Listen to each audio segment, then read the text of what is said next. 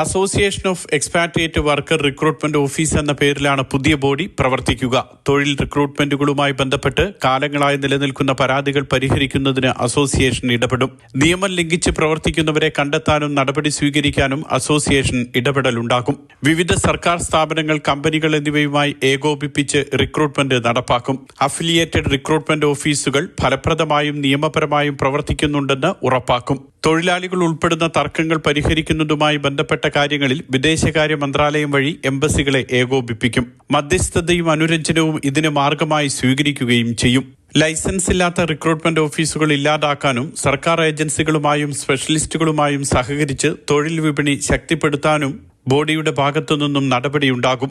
ഒമാനിലേക്ക് ഗുണനിലവാരമുള്ള തൊഴിലാളികളെ റിക്രൂട്ട് ചെയ്യുന്നതിനായി വിവിധ രാജ്യങ്ങളുമായി ധാരണാപത്രം ഒപ്പുവെക്കും. 2 വർഷത്തെ കാലാവധിയുള്ള 12 അംഗങ്ങൾ അടങ്ങുന്ന ഒരു ഡയറക്ടർ ബോർഡാണ് അസോസിയേഷനെ നിയന്ത്രിക്കുക.